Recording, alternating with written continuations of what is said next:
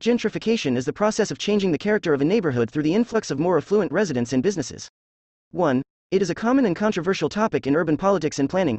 Gentrification often increases the economic value of a neighborhood, but the resulting demographic displacement may itself become a major social issue. Gentrification often sees a shift in a neighborhood's racial or ethnic composition and average household income as housing and businesses become more expensive and resources that had not been previously accessible are extended and improved. The gentrification process is typically the result of increasing attraction to an area by people with higher incomes spilling over from neighboring cities, towns, or neighborhoods. Further steps are increased investments in a community and the related infrastructure by real estate development businesses, local government, our community activists, and resulting economic development, increased attraction of business, and lower crime rates. In addition to these potential benefits, gentrification can lead to population migration and displacement. In extreme cases, gentrification can be brought on by a prosperity bomb. 5. However, some view the fear of displacement, which dominates the debate about gentrification, as hindering discussion about genuine progressive approaches to distribute the benefits of urban redevelopment strategies. From a market standpoint, there are two main requirements that are met by the U.S. cities that undergo substantial effects of gentrification. These are an excess supply of deteriorated housing in central areas, as well as a considerable growth in the availability of professional jobs located in central business districts.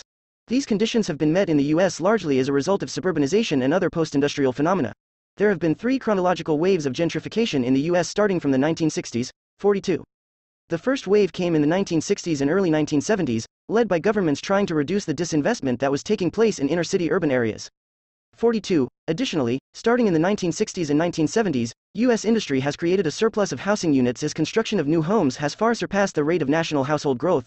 However, the market forces that are dictated by an excess supply cannot fully explain the geographical specificity of gentrification in the U.S., for there are many large cities that meet this requirement and have not exhibited gentrification.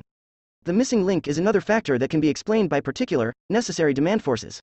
In U.S. cities in the time period from 1970 to 1978, growth of the central business district at around 20% did not dictate conditions for gentrification, while growth at or above 33% yielded appreciably larger gentrification activity. 32. Succinctly, central business district growth will activate gentrification in the presence of a surplus in the inner-city housing market. The 1970s brought the more widespread second wave of gentrification, and was sometimes linked to the development of artist communities like Soho in New York. 42. In the U.S., the conditions for gentrification were generated by the economic transition from manufacturing to post-industrial service economies. The post-World War II economy experienced a service revolution, which created white-collar jobs and larger opportunities for women in the workforce, as well as an expansion in the importance of centralized administrative and cooperate activities. This increased the demand for inner-city residences, which were readily available cheaply after much of the movement towards central city abandonment of the 1950s. The coupling of these movements is what became the trigger for the expansive gentrification of U.S. cities, including Atlanta, Baltimore, Boston, Philadelphia, St. Louis, and Washington, D.C. 32. The third wave of gentrification occurred in most major cities in the late 1990s and was driven by large-scale developments, public-private partnerships, and government policies. 144. Measurement of the rate of gentrification during the period from 1990 to 2010 in 50 U.S. cities showed an increase in the rate of gentrification from 9% in the decade of the 1990s to 20% in the decade from 2000 to 2010, with 8% of the urban neighborhoods in the 50 cities being affected.